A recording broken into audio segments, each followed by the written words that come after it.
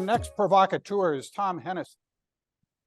And Tom is a principal and founder of Think Design, who are one of the leading exhibition design firms in the world.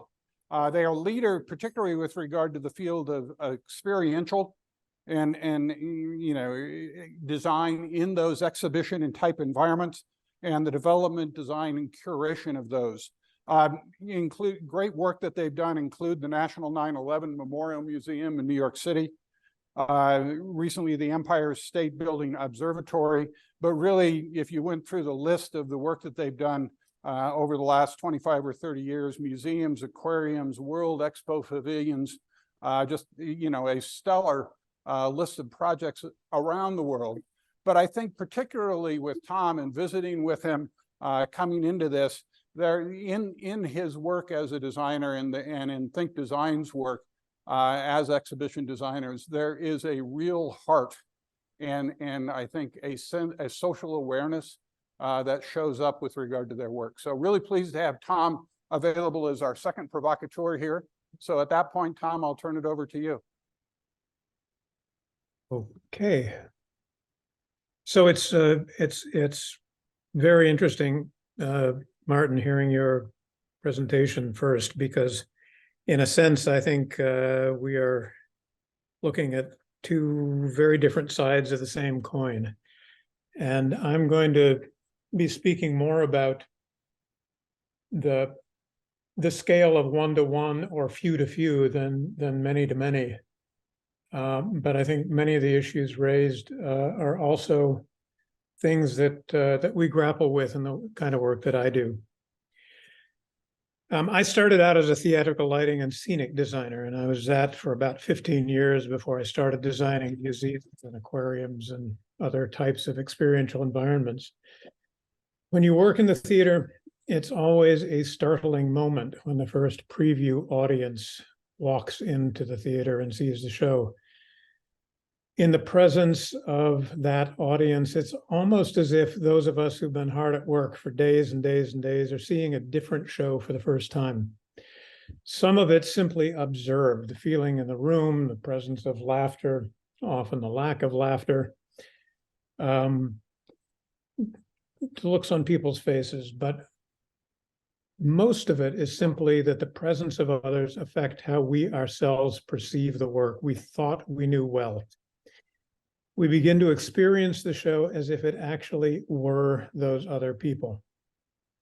This feeling is a result of the way we humans relate to experiences and to each other in each other's presence. It's a kind of group being, a sort of intertwining of sensibilities. We transmit and receive subtle affective signals back and forth among ourselves all the time, triggering responses in each other. And even though this affects us powerfully, we do it most of the time without even being aware of it. I'm going to jump into a PowerPoint and just leap ahead.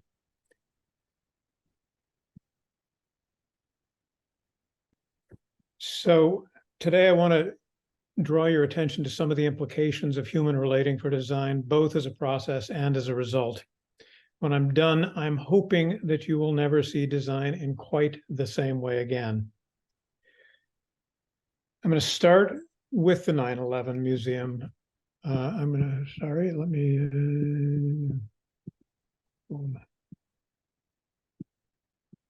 come on. Can you see you should see a dark slide. So I said I'm going to start by moving through the entry of the 9/11 Memorial Museum, both because it's an example of what I'm talking about and because it's the beginning of a 15-year journey into what I've started to call relational design. I'm not going to narrate these slides, at least not immediately, because I'd like to give you the chance to respond in turn on your own terms. So here we go.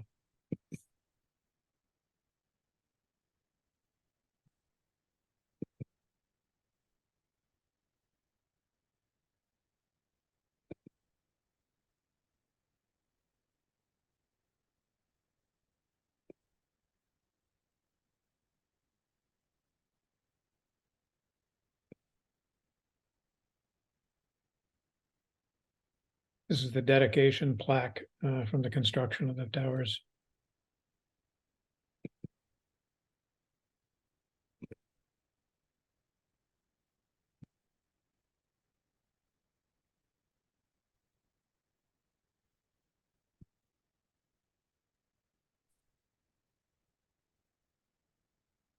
So what you just saw embodies the entire story of 9/11 in New York, from distant witness, those first images of words, to near witness, the people looking up at the towers as they were burning and falling, to your own witness, looking over the edge of that first balcony into the space of the site of the towers and the space of the museum.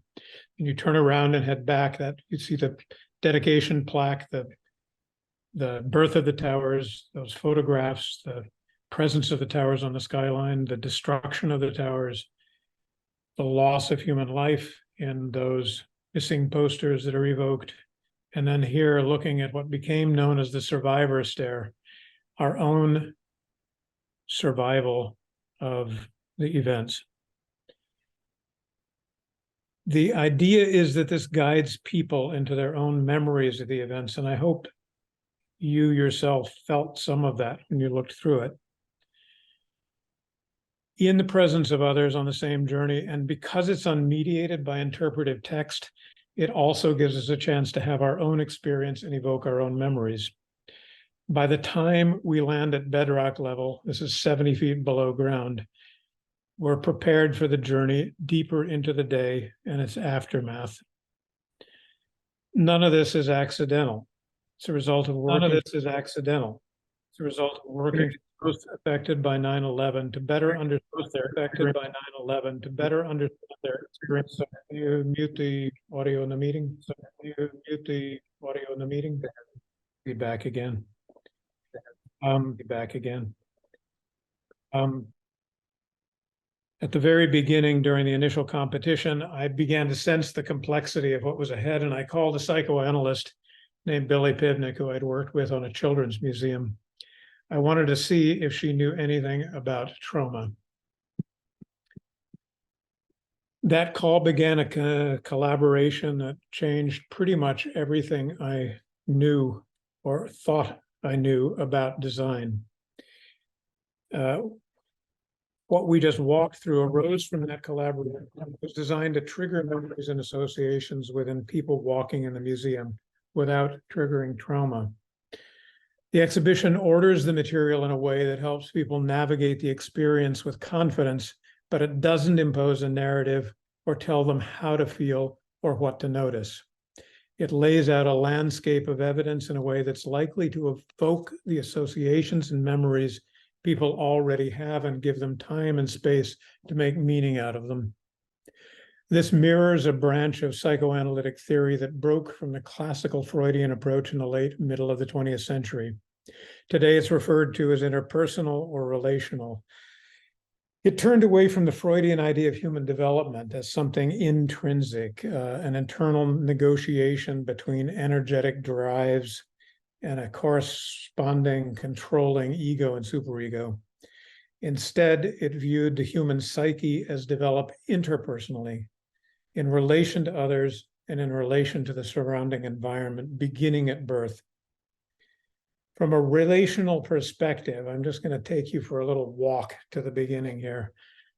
The human baby develops ways of being in the world and an awareness of herself through the earliest interactions with the mother and her reflecting gaze, responsive touch, vocalizations, and general way of handling the baby.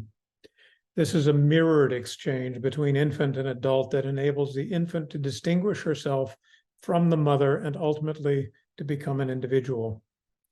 In the beginning, the mother or the mothering adult provides every form of sustainment and care. As the child develops, the good enough mother, it's a term coined by Donald Winnicott, who was just a brilliant analyst, thinker and writer and pediatrician, provides enough attentiveness for the child to feel confident exploring the boundaries of her capacities, but not so much that the mother impinges on the child's ability to discover for herself on her own terms. This shifting balance demands attunement on the part of the mother, and it's critical to healthy development because if the mother fails to support, the child's less likely to have the confidence to explore. If the mother impinges, then the child takes on the mother's anxieties and aspirations and modes of experience rather than discovering her own ways of being through her own experience. I'm wondering if that resonates a moment with what I said about the 9/11 museum, because it's patterned on the same thing. So let's say this particular mother did impinge on the child's development, and the child, now an adult, has undergone an experience that triggered a long dormant conflict between the aspects of her personality shaped around the mother's influence and what she considers to be more authentic aspects of herself. I promise I'm taking you somewhere. The relational analyst might work with her in a way that mirrors good enough mothering. The good enough analyst supports her present explorations into unknown territory within herself, this time without the impingement she experienced as a child. Working in real time, the analyst simultaneously listens for clues about what's happening in the session and uses his own experience and response and understanding to shape a supporting ground for her exploration of the issues that surface.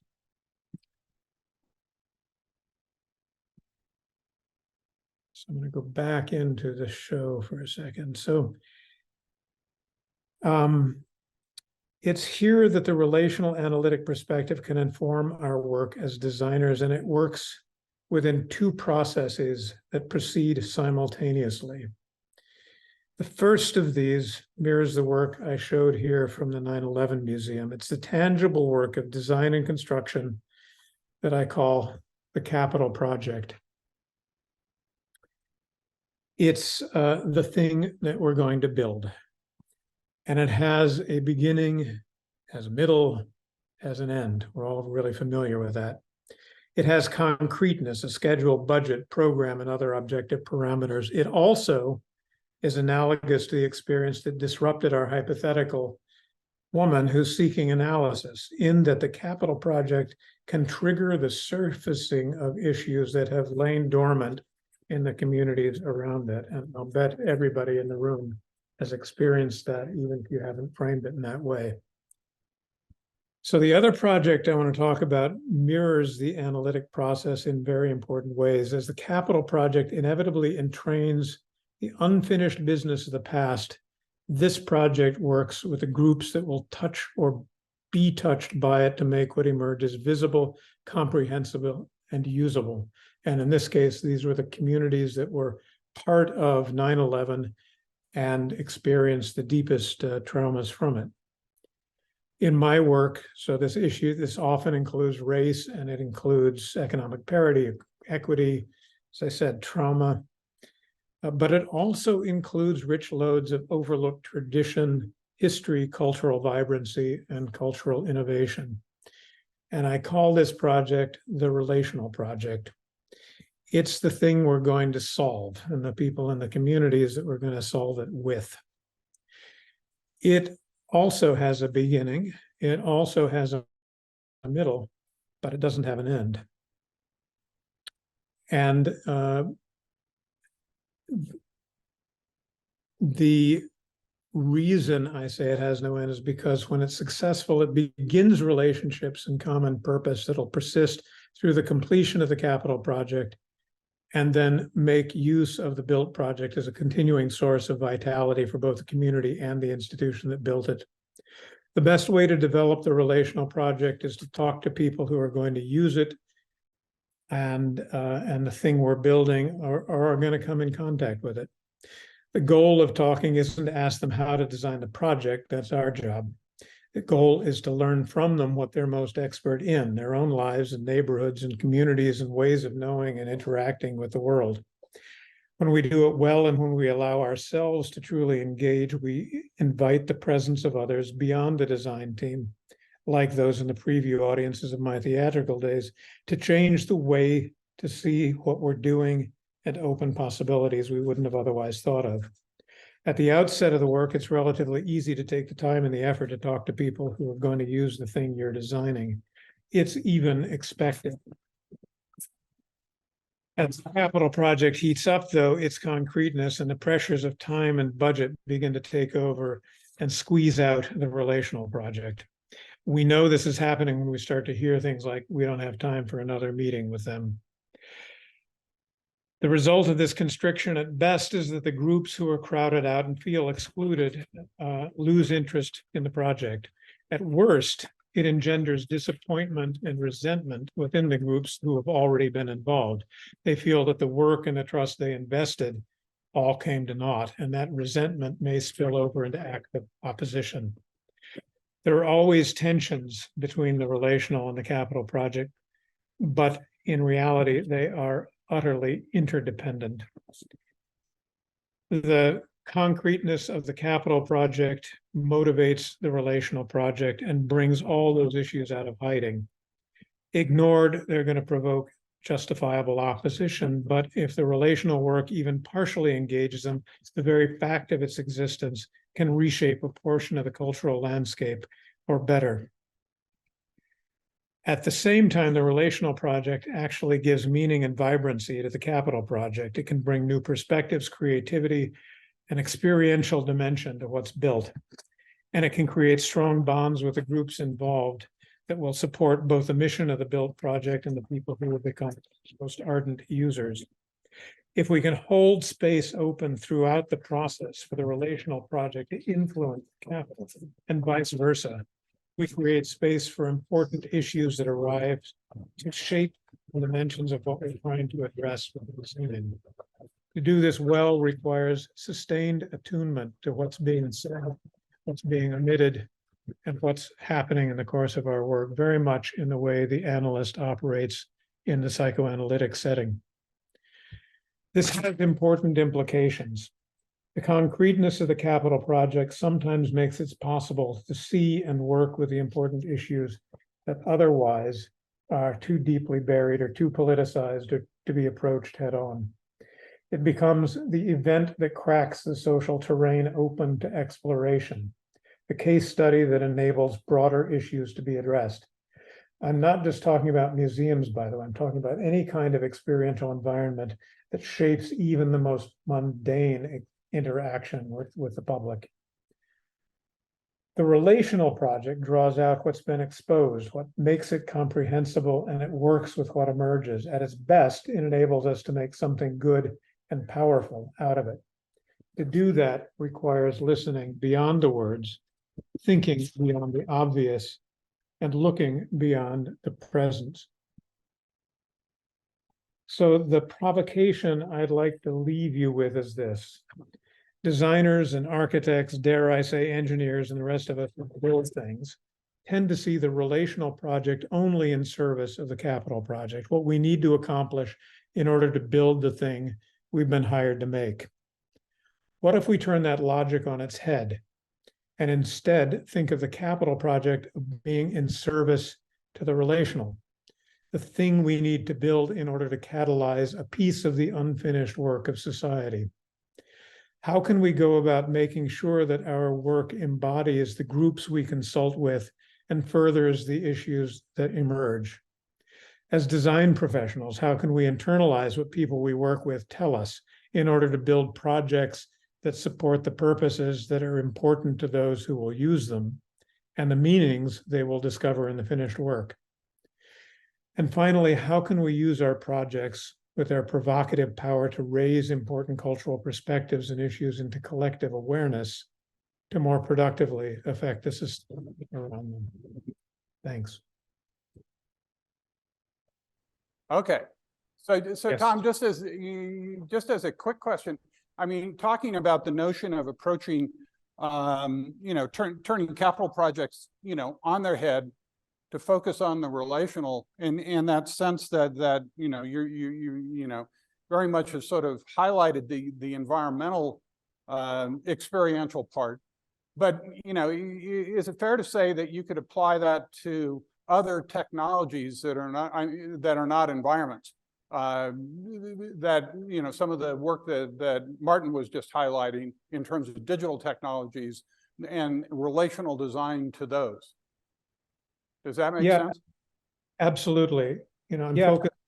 I'm absolutely. focused on the, you know, I'm focusing on the fact is that I think anything that I think anything that people interact with and people engage with, will interact with, benefit from this kind of with, benefit from this kind of thing. Primarily because it actually brings the interest. Primarily because it actually brings the interest of the people who are going to use it into the foreground. People who are going to use it into the foreground. Places, I think the goals are the commercial goals, are the commercial goals in service of logical goals in service of you. So in a way, you could think of it as an antidote to what Martin was describing, or at least a way of approaching it with some hope that you can affect the outcome.